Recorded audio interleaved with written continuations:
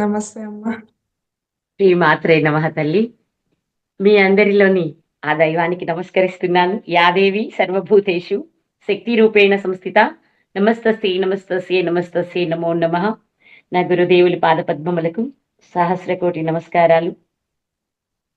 నా స్వగురు సంత సదానందగిరి బాబా గారికి, పరమగురు మహంత్ హిమాలయగిరి బాబా గారికి, పరమేష్టి గురు మహంత్ దేవానందగిరి బాబా గారికి, పరమశివునికి లక్ష్మీనారాయణకి నమస్కరిస్తూ ఈరోజు మనం ఒక అద్భుతమైన విషయాన్ని తెలుసుకోబోతున్నాం. మీరందరూ ఇంతకు ముందు నాకు పరిచయం ఉన్నారు. మీకు నేను గుర్తున్నానా? ఉన్నారు, గుర్తు చేసుకుంటా ఉన్నాం అప్పుడప్పుడు. ఉమ్, 7 చక్రాలు అనగానే మీరే గుర్తొస్తారు. అవునా? ఫస్ట్ టైం మీరే చెప్పారు 7 చక్రాల గురించి మా క్లాస్. అవునా? ఓ, చాలా సంతోషం. అయితే ఆ అవకాశం ఇచ్చినందుకు భగవంతుడికి కృతజ్ఞతలు, తీసుకున్నందుకు మీ అందరికి కూడా కృతజ్ఞతలమ్మా. థ్యాంక్ యూ అమ్మా. నిజం మాట్లాడాలి అంటే శివ సీతాయనం చెప్పండి మాతాజీ అని అడిగి సమయం 3 రోజులు ఇచ్చాడు. ఆ, కానీ సీతాయనాన్ని పరిపూర్ణంగా అర్థం చేసుకోవడానికి మనం ఇంకొకసారి ఒక మండల దీక్ష టైంలో పెట్టుకుందాం. ఇంకా అద్భుతంగా. ఎందుకంటే మనం ఒక గ్రంథాన్ని పూర్వంలో రాముడలా, సీత ఇలా, అది జరిగింది, ఇది జరిగింది అని చెప్పి తెలుసుకోవడానికి మాత్రమే కాకుండా, ఇంకా అందుట్లో ఏమైనా చిన్న చిన్న ఎమోషన్స్ వచ్చినప్పుడు ఆ ఎమోషనల్ గా వీక్ అయిపోయి కాసేపు కన్నీళ్లు పెట్టి ఆ కన్నీళ్లు తుడుచుకొని బయటికి వచ్చేయడానికి మాత్రం కాదు. నాకైతే సీతాయనం 4 వేదాల సారంగా అర్థమైంది. ఇంత అద్భుతంగా అందులో రామాయణం ఎవరు రాశారు అంటే ఒక తపస్సంపన్నుడైన మహాముని రాశాడు అని చెప్తారు. అలాగే వేదవ్యాసులు వారు భాగవతము భారతము రాశారు అని చెప్తారు. సాక్షాత్తు భగవంతుడే భగవద్గీత చెప్పారు అని చెప్పి మనం తెలుసుకున్నాం. కానీ ఈమె ఒక విదేశీయురాలు, దీనా మేరియం అని చెప్పి ఈ తల్లి ఒక విదేశీయురాలు. ఆమె మనకి దేశం గురించి, లేకపోతే మన ఇతిహాసాల గురించి, మన చరిత్రల గురించి తనకి అసలు గతంలో తెలుసో లేదో కూడా అర్థం కాని పరిస్థితి. అలాంటి తల్లి మస్తిష్కంలో నుంచి, పెన్నులో నుంచి ఇంత అద్భుతమైన విషయం రావడం, అది నాకైతే చాలా ఆశ్చర్యాన్ని, ఆనందాన్ని కలగచేసిన విషయం. మామూలుగానే పుస్తకాలు చదవడం అంటే చాలా చిరాకు. అవతల పెట్టి కాసేపు ఏదో పుస్తకం పక్కలో ఉంటే మనకేదో వస్తుందిలే అన్నట్టు ఉంటాను. కానీ ఒక పుస్తకం జ్ఞానం నచ్చిందంటే నిద్ర మానేసి చదువుతాను. అలా చదివినదే సీతాయనం. ఇప్పుడు మీకు వట్టి చెరుకూరు నుంచి సారథి గారు పరిచయం చేశారు కదా. వారు ఎప్పుడు కూడా అమ్మ సీతాయనం అద్భుతం అంటుండేవారు, కానీ పుస్తకం అయితే ఎప్పుడు ఇవ్వలేదు. ఈ పదం నాకు బాగా నిలబడిపోయింది. సీతాయనం చాలా బాగుందమ్మా, చాలా అద్భుతం అమ్మా అంటున్నా ఆ పదాలు నా బుర్రలో నిలిచిపోయాయి. పుస్తకాలు ఏ 2-3 ఉన్నా ఇంకెవరికో ఇచ్చారట, చదువుకోండి బాగుంది అన్నట్టు. అనుకోకుండా గురువుగారితో అండమాన్ వెళ్ళినప్పుడు ఒక ఇంటికి వెళ్తే వాళ్ళ పుస్తకాల షెల్ఫ్ లో చూసి చూడగానే 100 పుస్తకాలలో నాకు నచ్చింది, నేను చేత్తో తీసుకుంది సీతాయనం. తీసుకుని దాన్ని చదవడం. ఆ రోజు కూడా ఏదో అన్నాడు శివ, మాతాజీ ఎవరు సరిగ్గా ఇది చెప్పేవాళ్ళు నాకు దొరకలేదు, మీరు చెప్తారా అంటే అలాగే చేద్దాంలే అన్నాను. కానీ ఇంత త్వరగా అవకాశం వస్తుంది అనుకోలేదు. ముందు మనం సీతాయనం, రామాయణం గురించి మాట్లాడుకుందాం.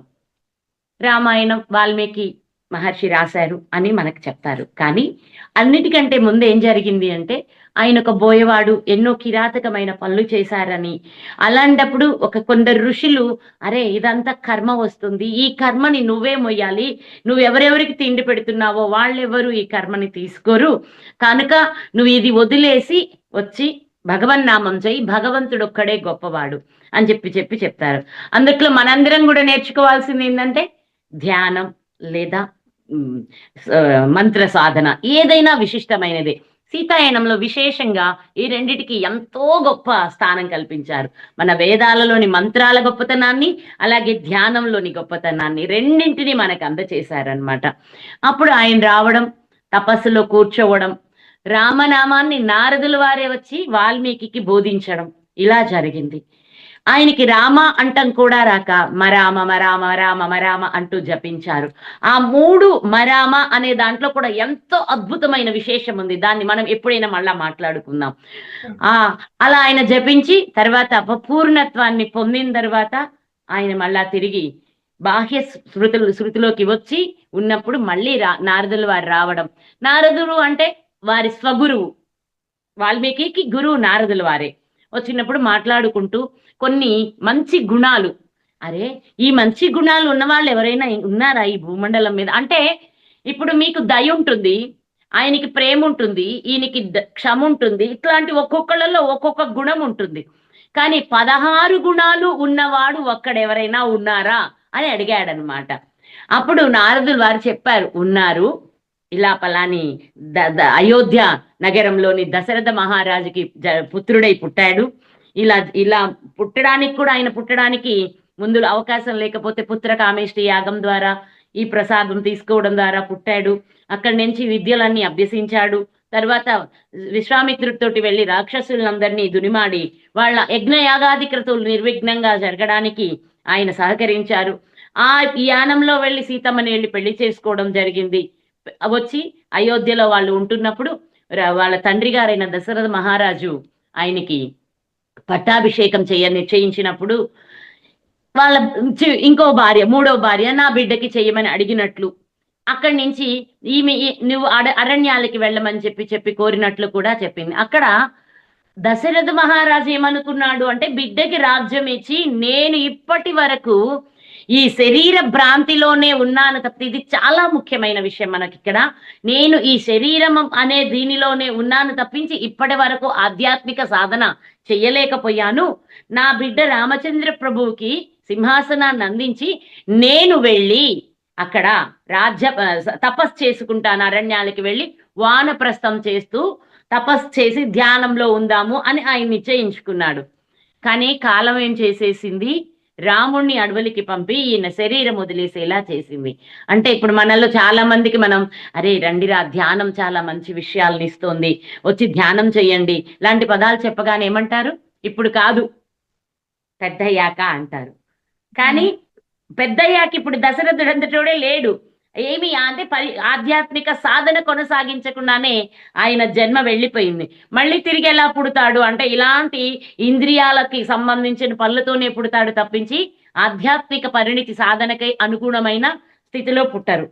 అలాంటివి ఏం చెయ్యాలి అంటే, ఆధ్యాత్మిక సాధన మన భౌతిక జీవితం రెండిటిని మొదటి నుంచి బ్యాలెన్స్ చేస్తూ మన బిడ్డల్ని అలాగే పెంచుకోవాలి, మనము అలాగే తయారవ్వాలి అనడానికి ఇదో చక్కని ఉదాహరణ అవుతుంది.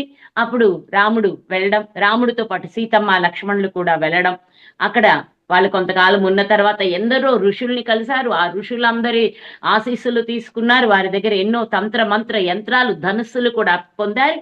అవన్నీ స్వీకరించి ఆమె వస్తుంది, శూర్పణఖ వస్తుంది. ఇక్కడ ఈ విషయం కూడా బాగా చెప్తారు. శూర్పణఖ రావడం, అందరినీ మాయలో ముంచడం, ఈ మాయలో ముంచిన తర్వాత వచ్చే విపత్కర పరిణితులు, అలాంటి తీసుకుంటూ వెళ్ళాడు. రావణాసురుని చంపేశాడు. రావణాసురుని చంపి సీతమ్మ తల్లిని తీసుకొని వచ్చాడు. వచ్చి ఇక్కడ ఈ రాజ్యంలో ఇదిగో ఇలా పాలన చేస్తూ సుభిక్షంగా ఉన్నారు.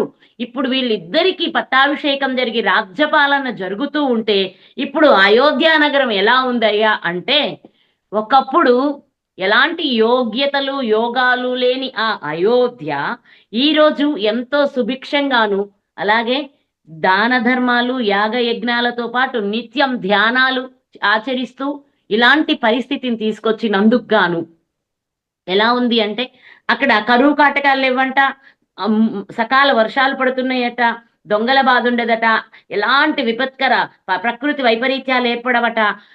చెప్పడానికి ఇందుకే మనకి ఏం కావాలంటే రామరాజ్యం కావాలరా అంటారు.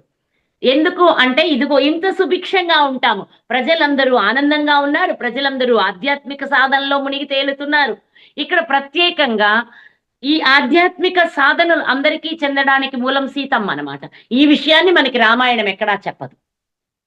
సీతమ్మ తల్లి ఈ రావణాసురుడిని వధించడానికి గాని, లేకపోతే ఈ ప్రకృతిని రక్షించడానికి గాని, ఇలాంటి అన్ని విషయాలలో అత్యంత ముఖ్యమైన పాత్ర పోషించారు అన్న విషయం మనకి రామాయణం ఎక్కడా బయటికి రానివ్వదు. అమ్మనేదో ఇబ్బంది పెట్టాడు, ఆమెనేదో చేసేశాడు, కడుపుతున్న స్త్రీని అడవులకి పంపాడు, ఇలాంటి మూఢనమ్మకాలు మూఢాచారాలు తప్పించి ఎక్కడ కూడా ఆ తల్లి ఎంత చేశారు, ఎంత ధైర్యవంతురాలు, ఎంత జ్ఞానవంతురాలు, ధ్యానంలోకి వెళ్తే ఆ తల్లి పొందే అనుభూతులేంటి, తన ధ్యానం ద్వారా భూమండలాన్ని ఎలా సుభిక్షం చేస్తున్నారు అనే ఇలాంటివన్నీ కూడా ఎక్కడా మనకి రామాయణంలో పలకరించలేదు. కానీ ఈ విషయం ప్రత్యేకించి ఏంటంటే, ఇక్కడ ఇదంతా నేను ఎందుకు చెప్పాను అంటే, అయ్యో అసలు ఇదంతా తప్పు కదా, ఇలాంటివి జరగవు కదా, ఒక దేవుడు సాక్షాత్తు ఆ మహావిష్ణువే అవతారం ధరించి భూమి మీదకి వస్తే ఇలాంటి ఎలా చేశాడని రాశారే, ఇవి ఇలా రాయడానికి లేదే, ఇవి నిజం కాదే అని ఎన్నో సమస్యలకి సమాధానాలు దొరకని ప్రశ్నలు రామాయణం వినడం ద్వారా నాలో ఏర్పడ్డాయి. కానీ సీతాయనం ప్రతి ప్రశ్నకి సమాధానం ఇస్తుంది. అక్కడ అసలు ఏం జరిగింది, ఏమైంది, అసలు సీతమ్మ పాత్ర ఏంటి, ఆ తల్లి ఎలా ఉండేవారు, ఆ తల్లి అడవులకి ఎందుకు వెళ్ళారు, అడవుల్లో ఎందుకు ఉన్నారు, అలాగే లంకకి వెళ్ళినప్పుడు ఆ తల్లి దుఃఖించారా, లేకపోతే తన ధర్మాన్ని నిర్వర్తించారా, ఇలాంటివన్నీ ఎంతో అద్భుతంగా తెలియచేస్తుంది సీతాయనం మనకి. ఇప్పుడు మనం సీతాయనంలోకి వెళ్దాం. సీతాయనం ఆథర్ వచ్చి ఆమె డీనా మెరియం. ఆమె ఏం చెప్తారు అంటే, గత జన్మలో అమ్మ సీతమ్మ తల్లి సేవకురాలిని నేను, అక్కడి నుంచి నాకు ఇన్ని జన్మల తర్వాత నేను ఇక్కడికి వచ్చాను అంటూ తన గురించి తాను పరిచయం చేసుకుని అద్భుతంగా కంటితో అంటే ఇలాంటి గ్రంథం రాయాలి అంటే కూడా ఎవరో చెప్తే విన్న మాటల్ని బట్టి ఎవరు రాయలేరు. తను ఆ గత జన్మలో ప్రత్యక్ష అనుభవాన్ని పొందింది కనుక ఆ అనుభవాన్నే మనకి అందచేయగలిగారనమాట. దీన్ని ఇప్పుడు మనం ఇంకా ప్రారంభించుకుందాం. సీతా రాజ్యాన్ని మనం మిథిల అని పిలుస్తామన్నమాట. ఆమె తండ్రి పేరు జనక మహారాజు. ఇక్కడికి వచ్చి ఈ జనక మహారాజు ఎలా ఉండేవారు అంటే, రాజ్యపాలన అంటే ప్రజలకు స్వేచ్ఛనిచ్చి ఎలా ఉండాలో కొన్ని విషయాలు వాళ్ళకి ఇలా ఉండండి ఇలా ఉండాలనే విషయాలను తెలియచేసి ఈయన ఎక్కువ ధ్యానంలోనే గడుపుతూ ఉండేవారు. రాజ్యపాలన అంటే భోగాలు అనుభవించడం, ఈ అంతఃపురాల్లో ఉండడం, సుఖాలు అనుభవించడం కాదు అంటూ తను ఎప్పుడు ధ్యానంతో గడుపుతూ అలాగే ఋషుల సాంగత్యంతో సత్సంగాలు నిర్వర్తిస్తూ ఉండేవారు జనక మహారాజు. ఎలాంటి స్థితి అంటే ఆయన ప్రజలందరికీ తండ్రిగా ఉండేవారు. ఆయన పేరే జనకుడు. ఆ వంశంలో అందరూ ఏ పేరుతో ఉన్నా వాళ్ళని చివరికి జనకులుగానే పిలుస్తారు. ఎందుకు అంటే ఆయనలోని ఆ రాజ్యంలోని రాజుల యొక్క తత్వంలో పితృత్వం, తండ్రి యొక్క ప్రేమ, తండ్రి యొక్క రక్షణ, తండ్రి యొక్క వాత్సల్యం అందజేయబడుతూ ఉంటుంది కాబట్టి ఆయన్ని జనకుడు అంటారు. ఇంకా అందరూ బాబా అని కూడా పిలిచేవారట. బాబా అంటే తండ్రి సమానులని మనం అలా పిలుస్తాం, అది మన సంప్రదాయం. బాబా అని పిలిచేవారట. అలాగే ఆయన అందరూ బాగుండాలి, అందరూ ప్రకృతి గురించి తెలుసుకోవాలి, అందరూ ప్రకృతి హితమైన పనులు చేయాలి అంటూ పెంపొందించారు. ఇక్కడ ఈమె ముందుగానే చెప్తారు మీనాక్షిగా పుట్టారు. మన ఆ రైటర్ ఎవరైతే మెరియం గారు ఉన్నారో ఆమె పేరు మీనాక్షి. ఈ కథ అంతా మీనాక్షి మనకి చెప్పినట్లే ఉంటుందన్నమాట. ఈ మీనాక్షి వాళ్ళ తండ్రి కూడా దశరథ మహారాజు జనక మహారాజు కొలువులో సేవకుడుగా ఉండేవాడు. ఇక్కడికి వచ్చేటప్పటికి తల్లిదండ్రులకి బిడ్డలకి మధ్య ఉండాల్సిన బంధాన్ని ఈ కథ మనకి తెలియచేస్తుంది అనమాట. అప్పుడు ఏంటంటే ఆయన సేవ చేయడం ఎలా చేస్తాడు అంటే స్వచ్ఛంగా చేస్తాడు. ఒక పని చేశాము అంటే దాన్ని పూర్ణంగా సౌందర్యంగా చేస్తేనే అది సేవ అవుతుంది అనుకునేవాడు అతను. ఈ మీనాక్షి ఏమంటుంది, మనం ఎంతో ఉన్నతలం కదా, బ్రాహ్మణ కుటుంబంలో పుట్టాం కదా, మిమ్మల్ని పని చేయించడానికి పెట్టారే కానీ పనులు చేయడానికి పెట్టలేదు కదా మహారాజు గారు, మీరెందుకు పనులు చేస్తున్నారు అని చెప్పి వాదిస్తుంది. ఆ పని చేయడం అనే దాన్ని ఆమె మొదటిలో వ్యతిరేకించేది, ఇష్టపడేది కాదు.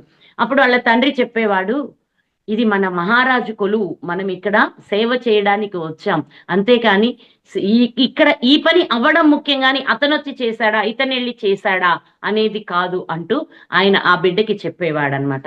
కానీ ఆ అమ్మాయి దాన్ని అర్థం చేసుకునే విధానం సవ్యంగా లేక ఇద్దరి మధ్య కొన్ని భేదాభిప్రాయాలు ఏర్పడ్డాయి.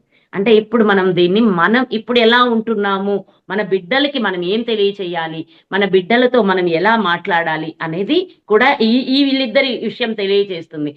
అక్కడ వాళ్ళ కొన్ని వంశాల కిందట వీళ్ళకి ఒక శాపం ఉంటుంది, మీనాక్షి వాళ్ళ కుటుంబానికి ఒక శాపం ఉంటుంది.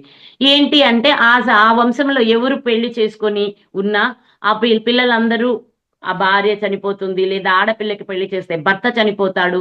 ఇలాంటివి ఎన్నో రకాల ఇబ్బందులు ఉన్నాయి. అది ఆయనకి తెలుసు. కానీ ఆ విషయం వాళ్ళ బిడ్డకి చెప్పకుండా, నువ్వు పెళ్ళొద్దు, నువ్వు అది చెయ్యకు, నువ్వు ఇది ముట్టకు, నువ్వు నదికి వెళ్ళకు అంటే, ఈ నదికి వెళ్తే వాళ్ళ పూర్వీకులు అందరూ నది కలిపేసుకుంటుంది. అది ఋషి ఇచ్చిన శాపం అన్నమాట. ఆ చనిపోతాది కనుక నువ్వు అలా ఉండు, ఇలా ఉండు అంటూ చెప్పవలసిన అసలు నిజం చెప్పకుండా, అంటే ఇప్పుడు మనం కూడా ప్రధానికి రీజన్ చెప్పం పిల్లలకి. ఇది ఇలా చేసుకు కలిపోతాయి, ఇది ఇలా చేయకు తప్పు, ఇలా అనగానే చేస్తున్నారు కదా, వాడు చేశాడే, వాడి కళ్ళు పోలేదే, వాడు ఇలా ఉన్నాడే, వీడికి పాపం రాలేదే, ఇన్ని తప్పులు చేసే వాళ్ళు బాగున్నారు కనుక మా అమ్మ మా నాన్నలు చెప్తున్న మాట నిజం కాదు అని నిర్ణయించుకుంటున్నారు. కనుక ఇప్పటి నుంచి మనమేం మారాలి అంటే, కళ్ళు పోతాయి తప్పు కాదు, రేపటి మీ భవిష్యత్తు ఇబ్బందిలోకి వస్తుందిరా. మేమున్నప్పుడు మా స్థితి ఇలా ఉంది, మా అమ్మమ్మలప్పుడు ప్రకృతి ఇలా ఉంది, మా అమ్మలప్పుడు ప్రకృతి ఇలా ఉంది, మేము వచ్చేటప్పటికి ఇలా ఉంది. దీనికి కారణం మేమందరం కలిసి చేసిన తప్పులే. ఇప్పుడు మీరన్నా మారండి. మీ భవిష్యత్తు కోసం ప్రకృతి పట్ల, పంచభూతాల పట్ల మీరు భక్తితో శ్రద్ధతో ఉండండి. భక్తి అంటే ఏం లేదురా, అది ప్రేమ మాత్రమే. ప్రకృతిని ప్రేమించకపోతే, ప్రకృతిని మనం పోషించుకోకపోతే, ప్రకృతిని మనం రక్షించుకోకపోతే రేపు మనకి అందవలసిన వనరులు అందవు. అందుకు గాను మనకి ఇలాంటి ఇబ్బందులు వస్తాయి. కాబట్టి మన పెద్దలు ఏం చేశారు, దీన్ని ఇలా ఉంచుకోండి జాగ్రత్తగా అని చెప్పారు అనేలా మనం పిల్లలతో ఓపెన్ గా మాట్లాడవలసిన పరిస్థితి ఇప్పటి జనరేషన్కి ఏర్పడింది. వెనకట్లో అనుకోండి, చెప్పేశారు, విన్నాం. మామూలుగా స్త్రీలలో ఏర్పడే ఆ 3 రోజుల సహజమైన విషయం వచ్చింది అనుకోండి, ఏం చెప్తారంటే ముట్టుకోకు, అంటుకోకు, అది ఇది అనగానే పిల్లలు ముందు చూస్తారు, సరే మన మాట ఫస్ట్ లో వింటారు, తర్వాత బయటికి వెళ్ళిన తర్వాత ఇంకెవరో చెప్తారు, అబ్బాయి అస్సలు నేను కూర్చోను, నేను ఇల్లంతా తిరిగేస్తాను, అది ఇది అని చెప్పగానే ఇదేం తప్పు కాదు కదా అంటారు. ఈ తల్లి ఏమంటుంది, నువ్వు తిరక్కు అంటుంది. పిల్లలు ఏమంటారు, నేను తిరుగుతాను అంటారు. వీళ్ళిద్దరి మధ్య ఒక అడ్డుగోడ ఏర్పడుతుంది.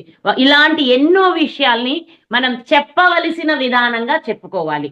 దీనికి ఇలా రెస్ట్ ఇవ్వకపోతే నీకు ఇన్ ఫ్యూచర్ బ్యాక్ పెయిన్ వస్తుందిరా, లేకపోతే ఇలాంటి సందర్భంలో వచ్చే ఎన్నో రకాల బ్యాక్టీరియాలు మనలో అనారోగ్యాన్ని నింపుతాయిరా. ఈ విధానంగా ఉండడం నీకు చాలా మంచిదమ్మా, రెస్ట్ తీసుకో, రెస్ట్ లో ఉంటేనే నీకు ఆరోగ్యం ఎప్పటికీ ఉంటుంది. లేకపోతే ఇదిగో ఫలాని వాళ్ళకి ఇలాంటి ప్రాబ్లం వచ్చింది, ఇలాంటి ప్రాబ్లం రావడానికి రీజన్ ఇలా ఉంటుంది అనే దాన్ని క్లారిటీగా క్లియర్ గా మనం మాట్లాడుకోవాల్సి ఉంటుందన్నమాట.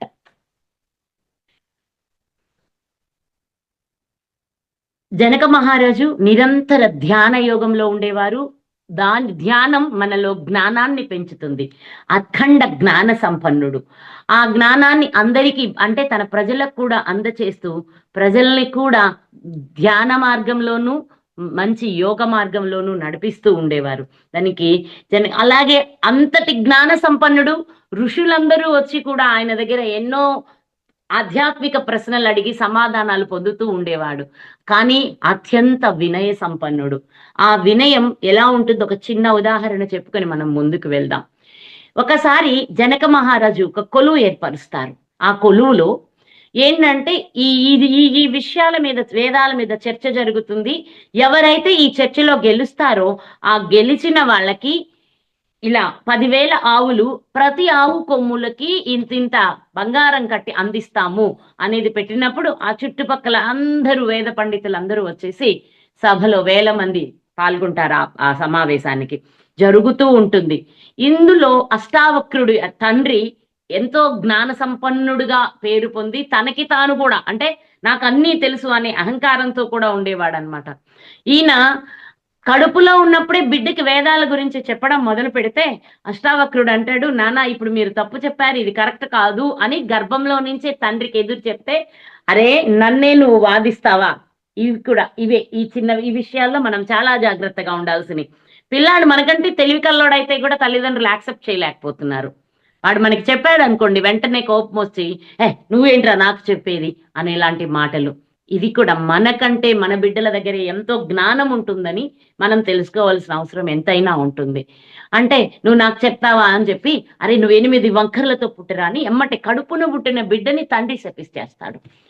అలాంటి శాపానికి గురయ్యేటప్పటికీ ఆ అబ్బాయి పుట్టినప్పుడు 8 వంకర్లతో పుడతాడు. అయినా సరే తన గర్భంలో కాదు, పూర్వజన్మలోనే పూర్ణ జ్ఞానాన్ని పొంది ఉన్న అద్భుతమైన యోగి వచ్చాడు.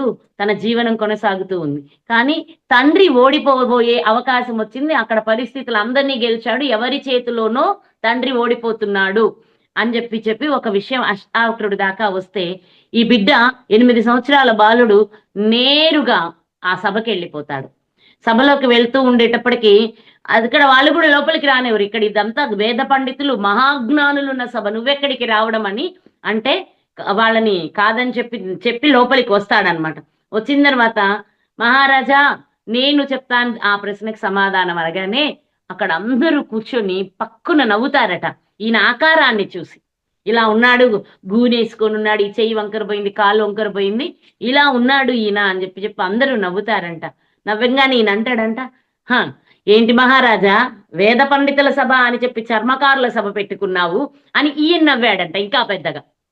అదేంటి ఇలా అన్నావు అని జనకుడు అడిగితే, అజ్ఞానులందరినీ ఒక చోట చేసి ఇదేమో జ్ఞాన సభ అని పేరు పెట్టావే, వీళ్ళందరూ పెద్ద చర్మకారులు, నన్ను చూడలేరు, వీళ్ళు నన్ను చూడలేదు. ఆయన చూడు ఎలా చెప్తున్నాడు, నన్ను చూడలేదు, ఈ శరీరాన్ని చూస్తున్నారు వీళ్ళు, నా శరీరాన్ని చూసి నవ్వే స్థాయిలో ఉన్న వాళ్ళ జ్ఞానం ఎలా ఉంది అని చెప్పగానే జనకుడికి అతను అఖండ జ్ఞాన సంపన్నుడని అర్థమైపోయింది. ఆయనేమో ఒక మహారాజు, ఇతనేమో ఒక బ్రాహ్మణ బిడ్డ, 8 సంవత్సరాల బాలుడు. అప్పుడు వాళ్ళ తండ్రి స్థానంలో ఈ బిడ్డ కూర్చొని ఇక్కడ పోరాటం చేసి గెలిపిస్తే తండ్రిని తీసుకొని వెళ్ళిపోతాడు అనమాట. తండ్రికి అవమానం జరగకుండా కాపాడి తీసుకెళ్ళిపోతాడు.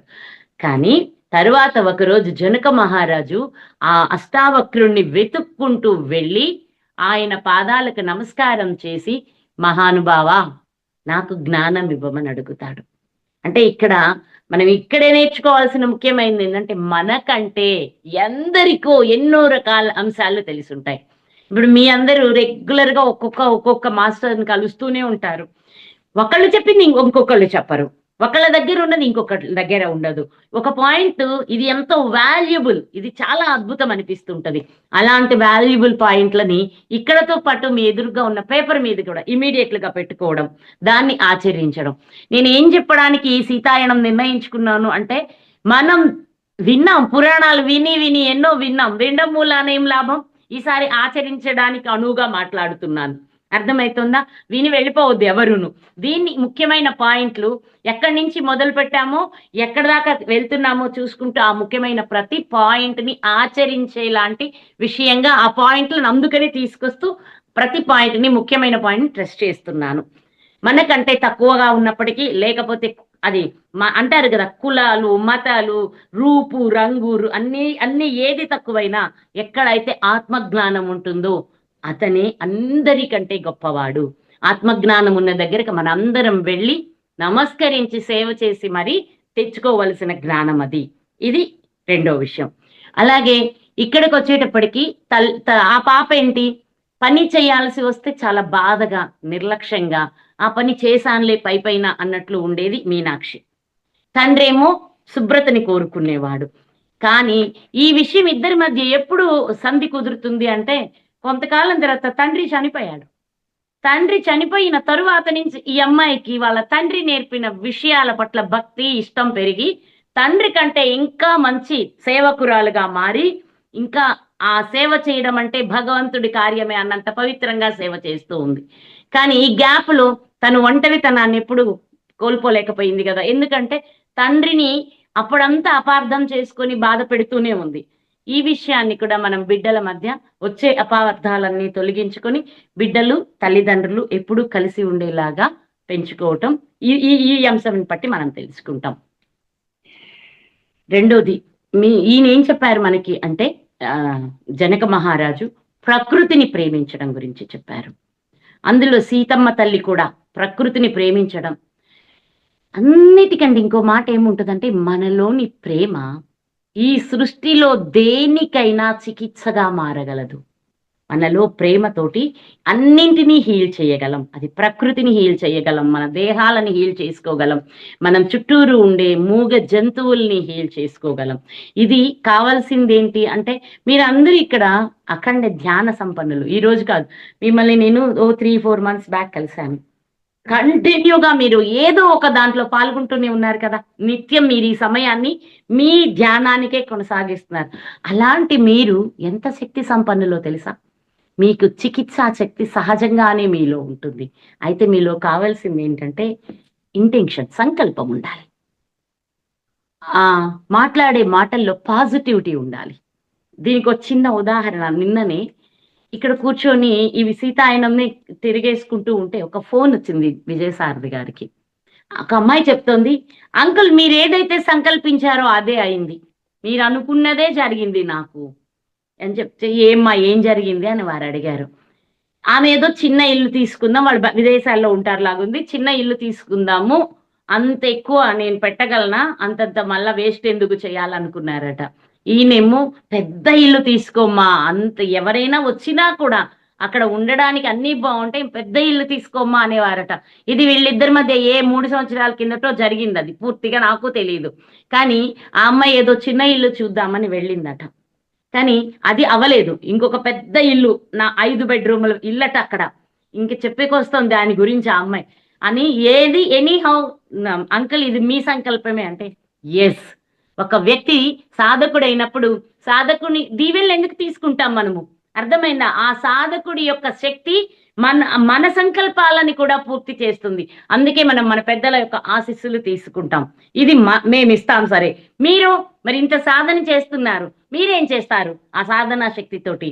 మీ శ్రేయస్సుకి మీ ధ్యాన సాధనా శక్తిని ఉపయోగించుకోండి. మీలో ఉన్న అనారోగ్యాలకి మీ ధ్యాన శక్తిని చికిత్సా శక్తిగా మార్చుకోండి. దానిలో మీలో ఉండవలసిన చికిత్స చేసేటప్పుడు అనంతమైన ప్రేమ భావన, ఆ ప్రేమ భావనతో మీరు ప్రసరణ చేసే శక్తి ఎలాంటి ఇబ్బందుల్ని కూడా తొలగిస్తుంది. అలాగే మీ ధ్యాన శక్తితో భూమండలం, ప్రకృతి అంతా ఎంతో అద్భుతంగా బాగుంది. ప్రకృతి తన పని తను చేసుకోవడానికి మళ్ళా భూమాత పునరుత్పత్తి శక్తితోటి, పునర్నవనంతో, పునర్యవనంతో వర్ధిల్లుతోంది అన్నట్టు మీరు మీలోని శక్తిని భూమికి కూడా ఇవ్వచ్చు, ప్రకృతికి అంతా ఇవ్వచ్చు.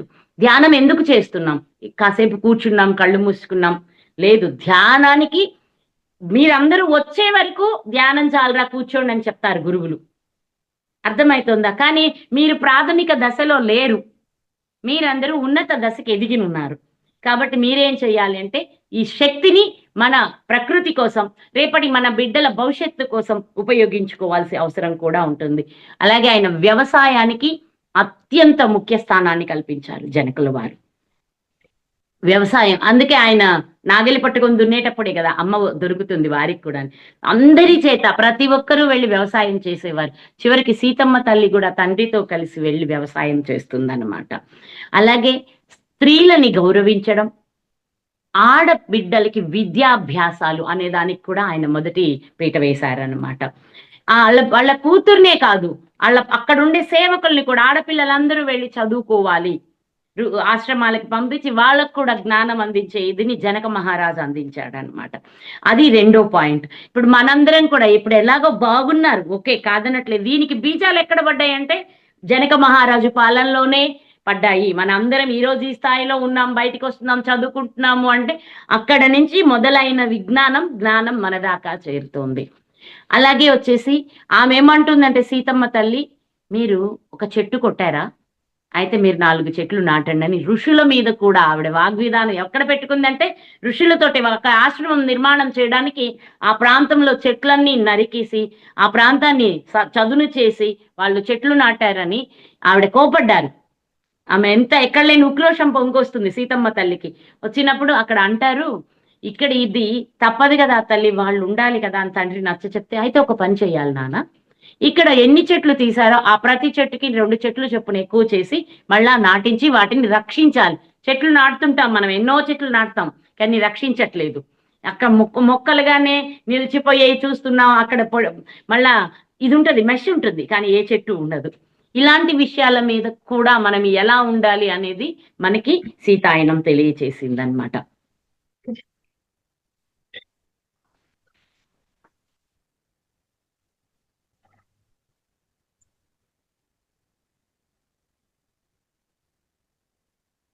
ఈయన సంతాన ఉత్పత్తి కంటే కూడా ధ్యానానికి సాధనకి ఎక్కువ ఇది ఇస్తున్నందుకు ప్రకృతి మాత ఆయనకి ఒక బహుమతి ఇవ్వదలుచుకుంది. అదే సీతమ్మ తల్లి. అదే ఈయనకు ధ్యానంలో ఆమె దొరుకుతుందని అన్నీ తెలుసు. అక్కడ ఏదో వెళ్ళాడు, ఏదో చేస్తుంటే దొరికింది అని చెప్పి చెప్తాం మనకు కాదు. ఆమె దొరుకుతుందని ముందు చెప్పింది కనుక ఆయన వెళ్ళి అక్కడ పూజంతా చేసి ఇక్కడ దొరుకుతుంది అని తీసినప్పుడు అమ్మ దొరుకుతుంది. ఇక్కడ ఏంటి అంటే చాలా వరకు ద్రౌపది అగ్నికుండంలో నుంచి పుట్టింది, పార్వతి అగ్నికుండంలో నుంచి పుట్టింది, సీత భూమిలో నుంచి పుట్టింది. ఇలా ఆది శక్తిగా కొలిచిన అమ్మవార్లందరూ ఎవరు యోనిలో నుంచి పుట్టిన వాళ్ళు లేరు. దేవుడైనా ఎన్నో అవతారాలు పుట్టి కొంతమంది తల్లుల గర్భంలో ఉండి బయటకు వచ్చాడు.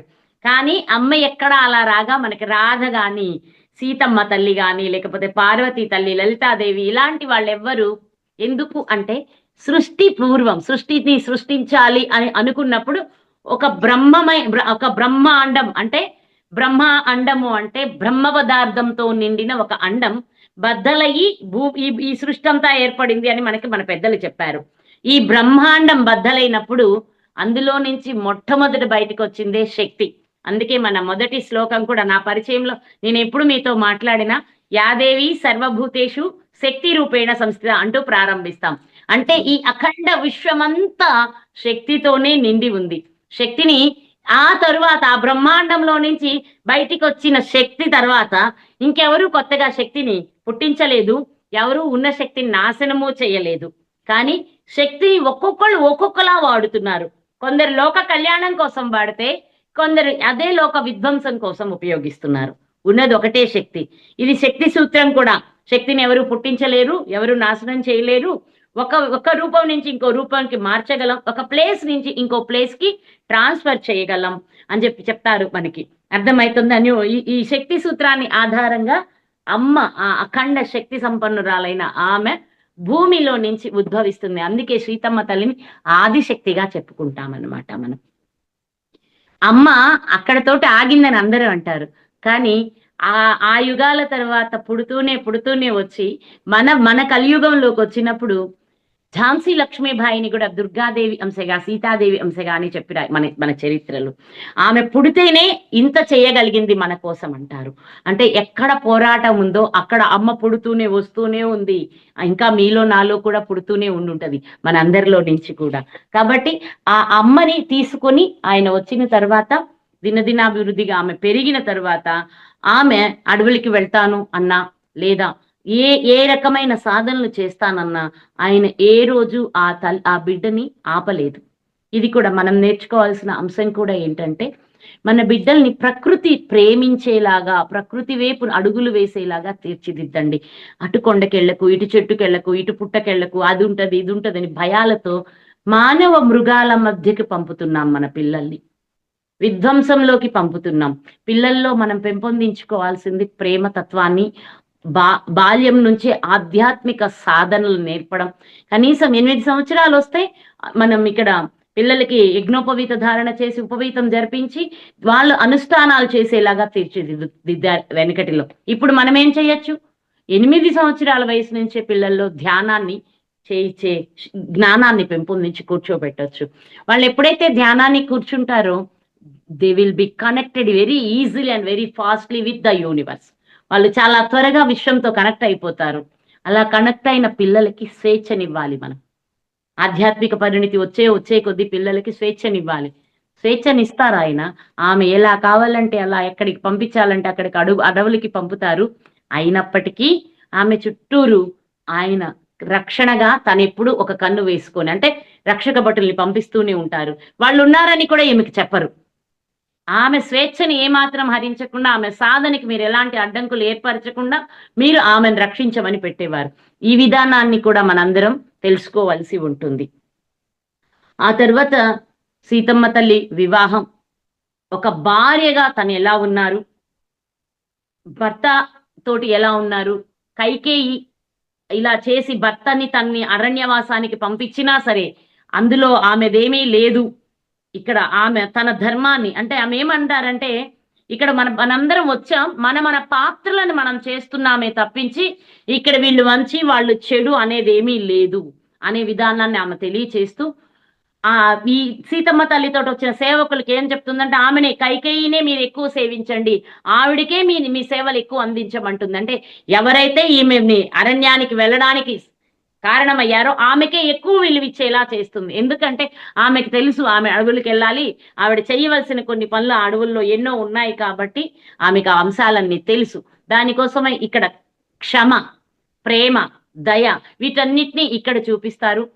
భార్యగా తన పాత్ర ఏంటి, అలాగే కోడలిగా తన పాత్ర ఏంటి, రాణిగా తన పాత్ర ఏంటి, తన కోసం సేవ చేసిన వాళ్ళ పట్ల ఆవిడ చూపించిన కృతజ్ఞతా భావం ఏంటి, అట్లాగే అందరి ఋషిపత్నులతోటి కలిసి వాళ్ళ అందరి సాధన రహస్యాలను తెలుసుకోవడం ఎలా, వాళ్ళందరి యొక్క శక్తి ఈ తల్లి చుట్టూరు ఎలా రక్షణ వలయంగా ఏర్పరచుకున్నారు, రావణాసురుడికి ఏ విధమైన జ్ఞానాన్ని అమ్మ బోధించారు. మండోదరి కూడా ఏడుస్తుంది వచ్చి అమ్మా నాకు అంటే, అది అతని చేతిలోనే పెట్టాను, నీ భర్త చేతిలోనే పెట్టాను, అతను మారాడా వదిలేసి వెళ్ళిపోతాం, అతనిలో మార్పు రాలేదా అతని మృత్యు అతనే తెచ్చుకున్నట్టు, దీనికి ఇంకా మీరు దుఃఖించినా మేము చేయగలిగింది ఏమీ లేదు అని చెప్పడం. అన్ని విషయాలని మనం మళ్ళా సోమవారం నుంచి మాట్లాడుకుందాం. శ్రీ గురుభ్యో నమః. Thank you. చాలా చక్కగా సీతాయన ఫస్ట్ టైం వినటం మేమే మన క్లాస్ లో చాలా చక్కగా చెప్పారు. ఇంకా సైలెంట్ ధ్యానం 5 నిమిషాలు ధ్యానానికి కూర్చుంటారా? కూర్చుంటాం, గైడ్ చేయండి అమ్మా. అలాగే ఎవరైనా ఏదైనా ప్రశ్నలు ఉంటే అడగమనండి. ఒక్క నిమిషం, అందరికి అన్మ్యూట్ ఆప్షన్ ఓకే మాస్టర్స్, అందరికి అన్మ్యూట్ ఆప్షన్ ఇచ్చాను. ఎవరన్నా 1 or 2 మెంబర్స్ మాత్రమే ఏదన్నా డౌట్ అమ్మ చెప్పిన దాని మీద ఏమైనా ఉంటే అడగొచ్చండి. ఎక్కువ టైం తీసుకోవద్దండి, మనకున్న టైం కొంచెమే కాబట్టి. ఇంకో చిన్న మాట కూడా, శ్రీమాత్రే నమః. చాలా చాలా అద్భుతంగా చెప్పారమ్మా, కళ్ళకు కట్టినట్టుగా చాలా అద్భుతంగా చెప్పారమ్మా. సంతోషం, ధన్యవాదాలు. ఆయుష్మాన్ భవ తల్లి. ఇంకా కూడా ఏదైనా మీకు సమస్యలు ఉంటే అందరికీ ఈ మాట, మీరు ఏదైనా అడగాలి అనుకుంటే దీని సబ్జెక్ట్ గురించి ఈ రోజు ఆలోచించుకొని మీకు మధ్యలో వస్తాయి డౌట్లు, దాన్ని ఒక పేపర్ మీద పెట్టండి, మనం మాట్లాడుకోవచ్చు. మొత్తం పూర్తిగా 3వ రోజైనా మనం దీని గురించి మాట్లాడుకోవచ్చు. ఎందుకంటే మన సబ్జెక్ట్స్ ఉన్నాయి కదా, ఇంకా క్లాసులు ఉన్నాయి. అమ్మది ఈ రోజుతో అయిపోలేదండి, అందుకని మనం మాట్లాడుకోవచ్చు. మీకు మధ్యలో ఏమైనా ఇలాంటి ఇదైతే ఎలా అవుతుంది, మనం ఇలా అయితే ఎలా చేయొచ్చు లాంటి డౌట్లు ఏదైనా ఉన్నప్పుడు మీరు పేపర్ మీద పెట్టుకొని ఉంచుకోండి. ఎందుకంటే అక్కడికి వస్తే మర్చిపోతాం అందరం. ఒక పేపర్ మీద పెట్టుకోండి, దాని గురించి మనం మళ్ళీ మాట్లాడుకుందాం. Be receptive. అందరం ఒక 5 నిమిషాలు ధ్యానం చేద్దాం. ఓకే అమ్మా, గైడ్ చేయండి.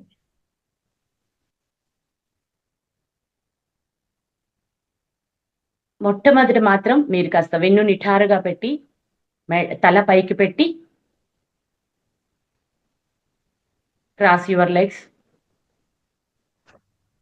ఒక చేతిలో ఒక చేయి పెట్టుకుని కూర్చోండి. నిదానంగా శ్వాస తీసుకుంటూ శ్వాసని వదులుతూ, మనం ఎన్ని విద్యలు చెప్పినా ఒక మాట అంటారు, 1,000,000 విద్యలు కూటి కొరకే అంటారు. అవి ఎన్ని కూడులు తిన్నా అన్నింటికంటే అత్యంత ప్రధానమైనది మన శ్వాసే. శ్వాసే దేవుడు. కనుక దేవుణ్ణి ఇది చేరుకోవాలి, దేవుడి సన్నిధికి వెళ్ళాలి అంటే ఒక్కటే ఒక మార్గం, అది మన శ్వాస. కనుక శ్వాసని గమనిస్తూ మీ ధ్యానాన్ని కొనసాగించండి.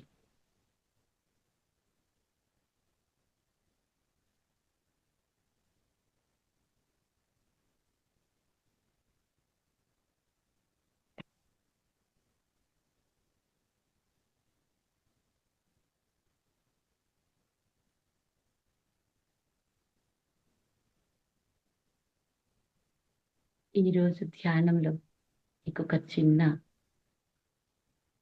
విషయాన్ని చెప్తాను. ఆలోచనలు వస్తూనే ఉంటాయి, వాటిని ఎవరు ఆపలేరు. ఎందుకంటే మనలో ఈ శరీరం కాదు, మనసు ఉంది, బుద్ధి ఉంది, అహంకారం ఉంది, చిత్తం ఉంది, అన్ని ఇంద్రియాలు ఉన్నాయి. అన్నింటితో పాటే నేనున్నాను. నేను అంటే ఇక్కడ అందరూ నేనే అనుకోవాలి. ఆ నేనుకి ఒక మంత్రం ఉంది, దానిని అజప గాయత్రి అంటారు. నిరంతరం జపిస్తూనే ఉంటాడు. అందుకే మీకులా ఇంతకు ముందు కూడా చెప్పే ఉంటాను, సదాశివుడు సదా భజించే అద్భుతమైన నామం ఆ సదా శివుడే నేను. అందుకని ఏమనాలి అంటే, మనసులోనే ఆలోచనలని దూరంగా నెట్టి ఆనందాన్ని, అది కూడా పరిపూర్ణ ఆనందాన్ని పొందడానికి మనసులో ఒక చిన్న మాట, పెదాలు కూడా ఉచ్చరించొద్దు. శివోహం శివోహం శివోహం శివోహం శివోహం శివోహం శివోహం శివోహం శివోహం శివోహం శివోహం శివోహం శివోహం శివోహం శివోహం శివోహం.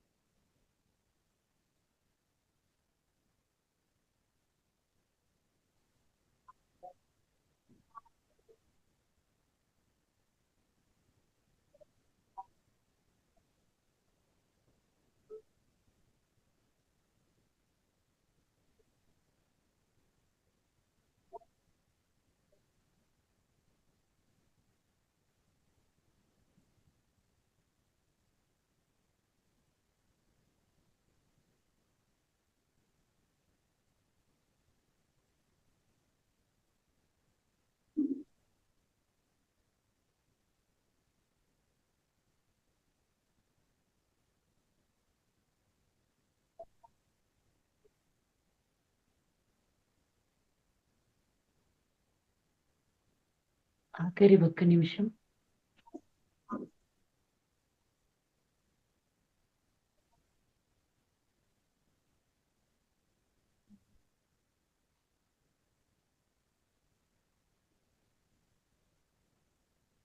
ఆఖరి 30 సెకండ్లు.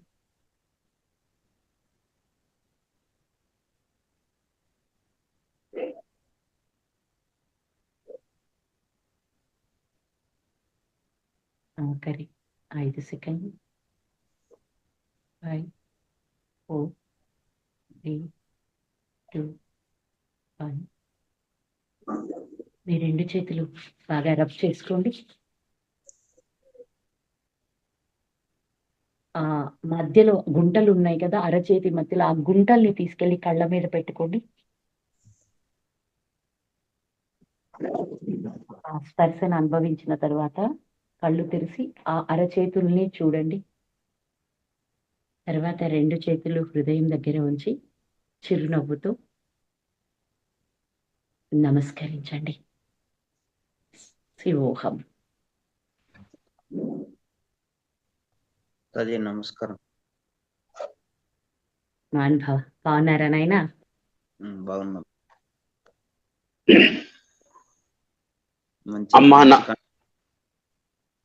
నానా మీరు కూడా బాగున్నారా? బాగున్నామమ్మా.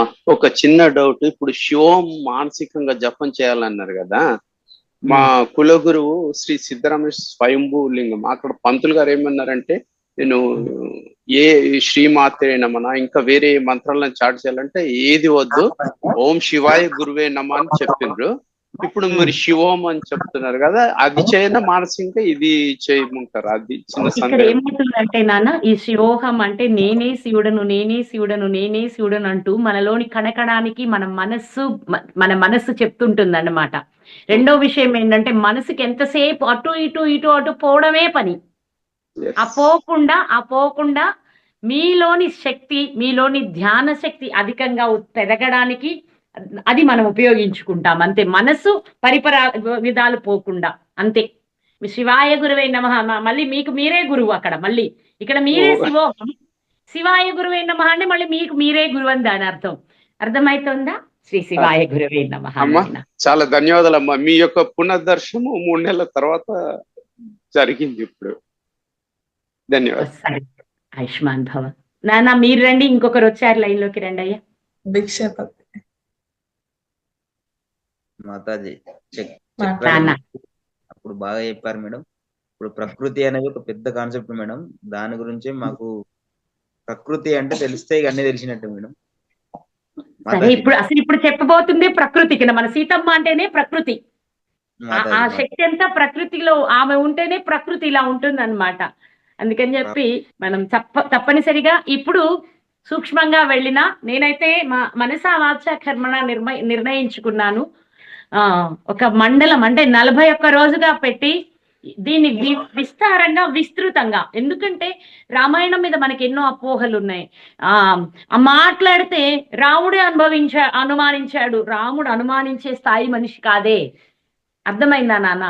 భార్య ఎలా ఉందో ఆ తల్లిని అలాగే గౌరవిస్తూ పూజిస్తూ ఆమెని తనలోని ఒక భాగం అంటే తను నేను ఒకటే అనే విధంగా గౌరవిస్తూ ఆయన చేసే ప్రతి ధర్మ కార్యంలో ఆవిడికి భాగం ఇచ్చాడనమాట. కానీ భవిష్యత్తుకు వచ్చి మన కాలం వచ్చేటప్పటికి రామాయణం వక్రీకరించబడింది. అదంతా పోతూ సీతాయనం ద్వారా మనం రామాయణం చెప్పుకుంటున్నాం కాబట్టి సక్రమైన జ్ఞానం, ప్రకృతి ఏంటి, మనమేంటి, ఇవన్నీ మనకు అందుతాయి. కనుక విశేషంగా మనం తర్వాత మళ్ళీ చెప్పుకుందాం. ఇప్పుడు లిబరల్ గా మాట్లాడుకొని వెళ్ళిపోదాం ఈ 3 రోజులు. ఓకేనా? నేను మళ్ళీ మీకు మండే వస్తాను. రేపు కాదని చెప్పారు శివ, రేపు ఇంకేదో ఉంది మీకు. లేదు అమ్మా, 5 రోజులు. రేపు సండే హాలిడే. రేపు కూడా ఉందా Monday? Sunday holiday, public holidays holiday. Sunday మీకు కూడా హాలిడే. ఓకే నాన్న. సో మండే వస్తాను మీకు టచ్ లో. 5 days ఉంది మేడం. ఈ రోజు కాక ఇంకో 4 ఉందా మనకి? అవును. సరే తల్లి, అయితే వీలైనంతగా ఎక్కువ అయితే చెప్పుకోవచ్చు. 4 రోజులు మనం చేద్దాం తల్లి, తప్పకుండానమ్మా. సరే అమ్మా. మాతాజీకి ప్రణామాలు ఇచ్చిన అందరికీ మాతాజీ పరిపూర్ణ ఆశీస్సులు. మీరందరూ జగన్మాత అనుగ్రహంతో ఆయురారోగ్యాలతో అఖండ ఐశ్వర్యాలు కలిగి ఆనందంగా ఉండండి. పేరు పేరున మీకు ఈ ఆశీస్సులు అందజేస్తున్నాను. Be receptive and be accept my blessings all of you. Thank you అమ్మా. ఒక్కసారి మాతాజీకి మహతా ఫౌండేషన్ తరఫున అందరూ క్లాప్ చేయండి మాస్టర్స్, మనస్ఫూర్తిగా. థ్యాంక్ యూ అమ్మా, ఇంత మంచి జ్ఞానాన్ని అందించినందుకు ధన్యవాదాలు. తల్లి.